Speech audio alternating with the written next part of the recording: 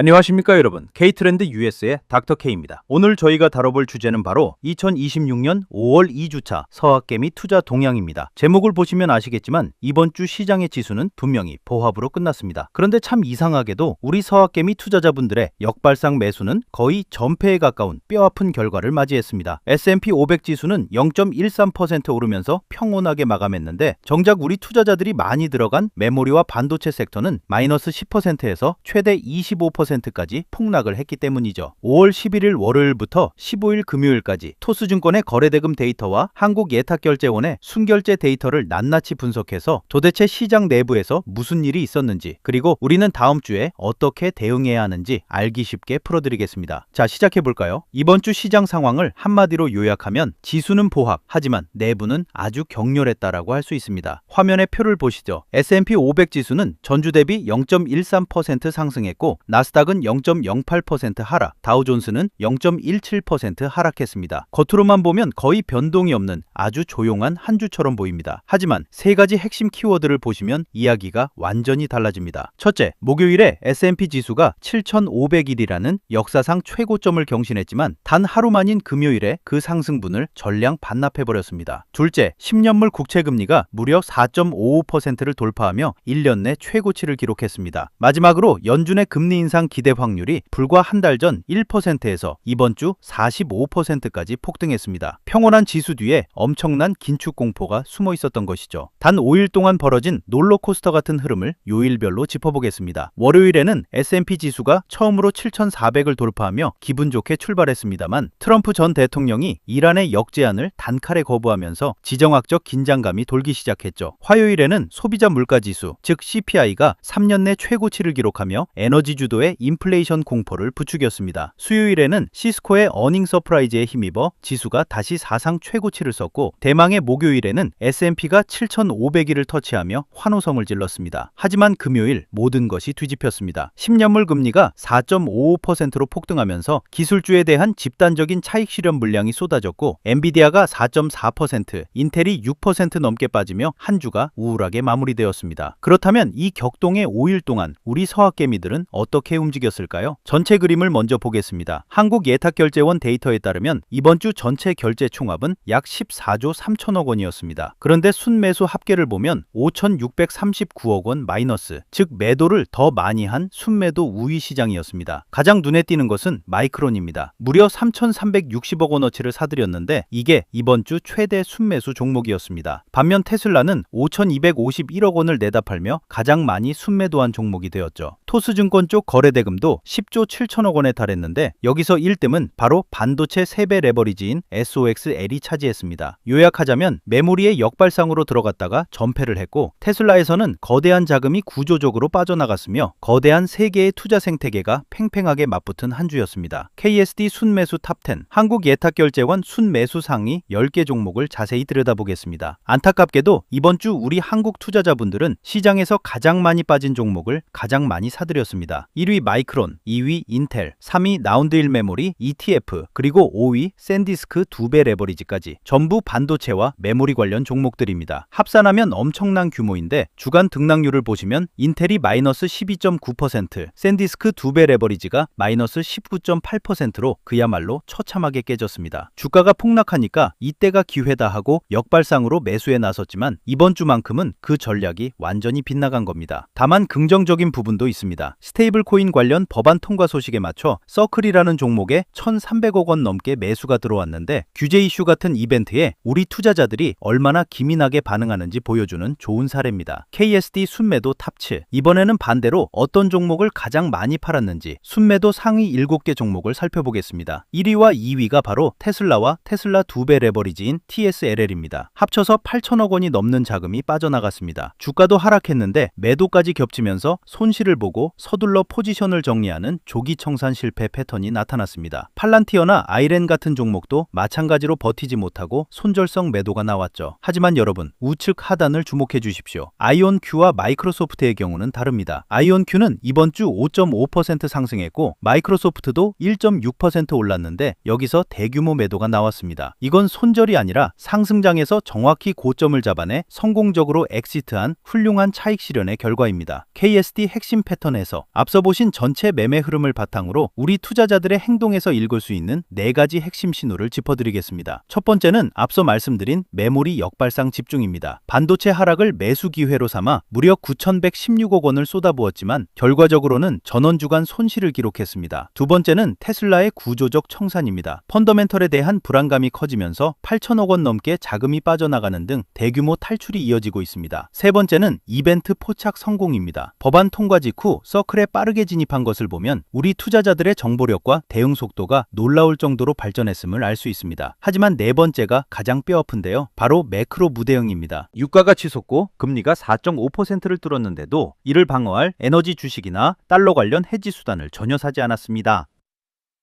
매매 데이터와 실제 주가를 십자선으로 교차해서 팩트 폭격을 한번 해보겠습니다. 화면의 4분면 매트릭스를 봐주세요. 왼쪽 위에 초록색 박스를 보시면 차익 실현에 성공한 7건이 나옵니다. 로켓랩, 엔비디아, 아이온큐, 마이크로소프트 등 주가가 오를 때 아주 깔끔하게 이익을 챙기고 나왔습니다. 반면 오른쪽 아래 빨간색 박스는 역발상 매수에 실패한 10건입니다. 인텔, 샌디스크, AMD, 마이크론 등 떨어지는 칼날을 맨손으로 잡으려다 모조리 피를 흘린 상황입니다. 이 매트릭스가 우리에게 주는 교훈은 명확합니다. 우리 서학개미들이 상승 종목에서 이익을 챙기는 스킬은 정말 많이 좋아졌지만 여전히 급락하는 종목을 맹목적으로 따라 사는 위험한 습관은 버리지 못하고 있다는 뜻입니다. 일지수 보합 뒤 섹터 대격변. 자, 이제 조금 더 깊은 이야기로 들어가서 첫 번째 핵심 신호를 분석해 보겠습니다. 바로 지수 보합이라는 착시 현상입니다. 이번 주 S&P 500은 0.13% 오르고 나스닥은 고작 0.08% 내렸습니다. 평온해 보이죠? 하지만 뚜껑을 열어보니 어땠습니까? 인텔은 12.9% 폭락했고 샌디스크 2배 레버리지는 19.8%, 인텔 2배 레버리지는 무려 25%나 폭락했습니다. 지수만 보고 시장이 안정적이구나, 반도체가 많이 빠졌으니 주워 담아야겠다 라고 생각했던 10개의 역발상 매수 포지션이 전부 손실로 이어졌습니다. 여기서 우리는 한 가지 중요한 질문을 던져야 합니다. 이란과의 전쟁 리스크가 있고 금리 인상 공포가 시장을 덮치는 이런 험악한 매크로 환경에서도 과연 급락하면 기회다 라는 과거의 공식이 통할까요? 이번 주 시장은 아주 차갑게 아니다 라고 대답했습니다. 물론 우울한 소식만 있는 것은 아닙니다. 두 번째 핵심 신호는 우리 투자자들의 진화를 보여줍니다. 바로 상승 종목을 청산하는 타이밍, 즉 차익 실현 기술이 과거에 비해 압도적으로 정교해졌다는 점입니다. 화면에 로켓랩의 사례를 보실까요? 우리 투자자들은 로켓랩 일반 주식에서 수익료 18.3%를 내며 393억 원을 매도했고 동시에 로켓랩 2배 레버리지 ETF에서도 36%가 넘는 수익을 내며 640억 원을 매도했습니다. 현물 주식과 레버리지 ETF를 동시에 컨트롤하면서 정확히 고점을 잡아내고 엑시트하는 성숙도를 보여준 겁니다. 엔비디아나 아이온큐 2배 ETF에서도 마찬가지의 훌륭한 수익 실현이 확인되었습니다.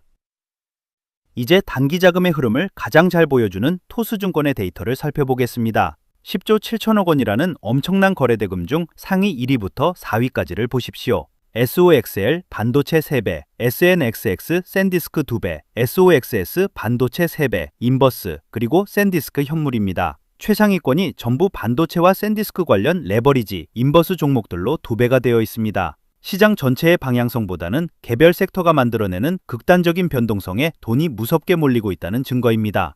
우리 투자자들이 지수 투자보다는 아주 빠르고 공격적인 단기 트레이딩에 열중하고 있다는 것을 토스 데이터가 여실히 보여주고 있습니다. 이러한 쏠림임 현상을 저희는 거대한 양방향 레버리지 생태계, 즉 에코시스템이라고 부릅니다. 이번 주에는 샌디스크가 9.9% 급락하면서 샌디스크 에코시스템이 새롭게 폭발적으로 형성되었습니다. 샌디스크 관련 종목에만 무려 1조 4천억 원이 몰렸죠. 여기에 기존의 반도체 에코시스템 1조 3천억 원, AMD 에코시스템 4,400억 원까지 더해졌습니다. 이 3대 생태계를 합치면 3조 2천억 원이 넘는데 이는 토스 전체 거래 대금의 무려 30%를 차지하는 엄청난 비중입니다. 흥미로운 건 사람들이 상승을 기대하는 롱과 하락을 기대하는 숏에 동시에 격렬하게 돈을 베팅하고 있다는 겁니다. 시장을 예측하기보다는 그저 극도의 변동성 안에서 단기 차익을 노리는 전투가 벌어지고 있는 셈입니다. 진짜 방향성 신호를 찾기 위해 토스증권의 활발한 유동성 데이터와 한국예탁결제원의 순매수 데이터를 교차로 겹쳐보았습니다. 두 데이터가 정확히 일치하는 교집합 영역을 보시죠. 바로 인텔, 아이온큐, 팔란티어입니다. 인텔은 양쪽 모두에서 강력한 매수세가 확인된 종목으로 이번 주 서학개미들의 가장 강력한 역발상 매수 타깃이었습니다. 반대로 아이온큐는 양쪽 모두에서 순매도가 나타나며 가장 강력한 차익 실현의 대상이었음을 증명했습니다. 팔란티어 역시 양쪽 모두 강력한 매도 우위로 완벽한 청산 신호를 보였죠. 이렇게 두 데이터가 교차하며 일치하는 종목들을 추적하면 지금 시장에서 돈이 어느 방향으로 확실하게 움직이고 있는지 그 본질을 꿰뚫어 볼 수 있습니다. 이번 분석을 하면서 가장 우려스러웠던 부분, 바로 우리 투자자들의 공통된 치명적 약점입니다. 현재 글로벌 거시경제 환경을 보십시오. 이란 전쟁 리스크가 계속되면서 브렌트유는 109달러를 돌파했습니다. 10년물 국채금리는 4.55%로 치솟았고 매파 성향의 워시 연준 의장이 취임하면서 금리 인상 공포가 시장을 짓누르고 있습니다. 그런데 우리 서학개미들의 방패는 어떻습니까? 포트폴리오는 철저하게 AI와 기술주 상승에만 편중되어 있습니다. 유가 급등을 방어할 에너지 ETF 투자는 0%에 수렴하고 달러나 금, 원자재 같은 해지 수단도 전혀 보이지 않습니다. 금리 폭등을 막아줄 초단기 채권인 SGOV 투자도 사실상 부재한 상황입니다. 다가오는 스태그플레이션형 매크로 리스크를 맨몸으로 맞고 있는 아주 위험천만한 상황 구조입니다. 이제 마무리하겠습니다. 이번 주 시장에 대한 총평을 한 줄로 요약하면 지수 보합이라는 겉모습에 속아 섹터 급락의 심연을 보지 못했다입니다. 맹목적인 역발상 매수는 전패했지만 우리의 차익 실현 기술은 날로 진화하고 있습니다. 다만 다가오는 매크로 해이를 감지하는 거시적 시야는 반드시 보완해야만 합니다.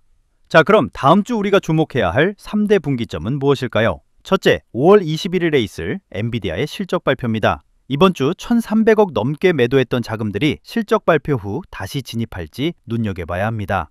둘째, 인텔과 마이크론에 물려있는 약 5,900억 원의 역발상 포지션 향방입니다. 여기서 반등이 나와 탈출할지 아니면 추가 하락으로 패닉셀이 나올지가 관건입니다. 마지막으로 이란의 휴전 협상 여부입니다. 협상이 실패해 유가와 금리가 또 오르면 기술주들의 2차 폭락 트리거가 될 수 있습니다. 숫자 뒤에 숨은 흐름을 읽고 현명하게 대응하시길 바랍니다. 지금까지 K트렌드 US 닥터K였습니다. 본 자료는 데이터를 기반으로 한 분석일 뿐 절대 투자 권유가 아님을 말씀드립니다. 감사합니다.